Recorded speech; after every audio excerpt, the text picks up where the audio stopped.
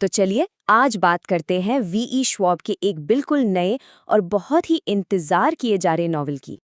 तो किताब खुलते ही सबसे पहले ये कविता सामने आती है और बस इन्हीं चंद लाइनों से कहानी का पूरा मूड सेट हो जाता है। एक डार्क ब्यूटी, एक तरह की भूख और बदलाव की कहानी, ये सब कुछ यहीं से शुरू हो जाता है। ये कहानी जो 10 जून 2025 को आ रही है, असल में एक स्टैंड अलोन अडल्ट नॉवेल है और ये कहानी सदियों में फैली हुई है, जिसमें 3 अलग-अलग औरतें हैं जिनकी किस्मत एक ही श्राप से जुड़ी हुई है। तो जैसा मैंने कहा, पूरी कहानी का सेंटर है 3 औरतें। और कमाल की बात यह है कि इनकी जिंदगियां सदियों से बटी हुई हैं, लेकिन फिर भी एक दूसरे से जुड़ी हुई हैं। और यहीं पर हमें कहानी का विशाल कैनवस देखने को मिलता है। देखिए, कहानी हमें 16वीं सदी के स्पेन ले जाती है, फिर 19वीं सदी के लंदन और आखिर में आज के बॉस्टन में। 3 अलग-अलग टाइम पीरियड एक ही कहानी में पिरोए हुए। तो सबसे पहले मिलिए मारिया से। हम 16वीं सदी के स्पेन में हैं और मारिया वो अपने छोटे से शहर और एक उबाऊ पति की जिंदगी से कुछ ज्यादा चाहती है, और यही चाहत उसे एक बहुत ही खतरनाक रास्ते पर ले जाती है। अब स्पेन से सीधा चलते हैं 19वीं सदी के लंदन। यहाँ हमारी मुलाकात होती है शार्लेट से। उसकी भी एक महफूज सी जिंदगी है, लेकिन वो भी बिखर जाती है जब उसे अपनी ख्वाहिशों की एक बड़ी कीमत चुकानी पड़ती है। और आखिर में कहानी छलांग लगाती है आज के समय में, बोस्टन में। यहाँ है एलिस। वो एक स्कॉटिश स्टूडेंट है और वही वो कड़ी है जो इन तीनों जिंदगियों को, पास्ट और प्रेजेंट को, हमेशा के लिए एक दूसरे से जोड़ देती है। तो हमने किरदारों से तो मिल लिया, पर इस कहानी में किरदारों के अलावा और क्या है?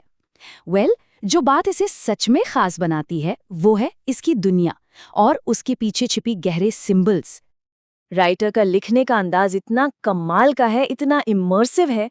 वो हर दौर को, हर जगह को इतनी डिटेल में दिखाती हैं कि पढ़ने वाले को लगता है वो वहीं मौजूद हैं, और इसी से वो गॉथिक वाला फील, वो डार्क सा माहौल पूरी किताब में बना रहता है। अब एक बहुत दिलचस्प बात, ऊपर से देखने पर शायद लगे कि ये बस एक और वैम्पायर स्टोरी है, लेकिन असल में ये उससे कहीं ज्यादा है। इसकी असली कहानी तो इसके सिंबल्स में, इसके मेटाफर में है। मतलब यहाँ वैम्पायर होना सिर्फ खून पीने वाला मॉन्स्टर होना नहीं है। ये एक पावरफुल सिंबल है। ये दिखाता है कि कैसे औरतें एक ऐसी दुनिया में अपनी जगह बनाती हैं जो उन्हें दबाना चाहती है। अपनी इच्छाओं को पूरा करने की क्या कीमत चुकानी पड़ती है। ये किताब वैम्पायरिज्म के जरिए इन्हीं गहरे सवालों को टटोलती है।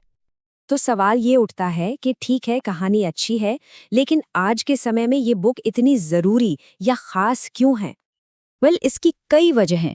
एक तो इसमें क्वियर किरदारों को, खासतौर पे लेस्बियन किरदारों को बहुत ही संजीदगी से दिखाया गया है। दूसरा, ये वैम्पायर की कहानियों को एक बिल्कुल नया, एक फ्रेश नज़रिया देती है।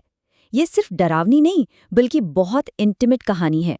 और सबसे बड़ी बात, ये इमोशनली बहुत गहरी है। तो कुल मिलाकर कह सकते हैं कि अगर कोई ऐसी कहानी ढूंढ रहा है जो डार्क भी हो, खूबसूरत भी हो और दिल को छू जाए, तो ये किताब उनके लिए ही है। और ये पूरी कहानी, ये तीनों जिंदगियां हमें आखिर में एक बहुत बड़े सवाल के साथ छोड़ जाती हैं। एक सवाल जो मारिया, शार्लेट और एलिस तीनों की जिंदगी का सच है, कि अपनी ख्वाहिशों की, अपनी इच्छाओं की असली कीमत क्या होती है।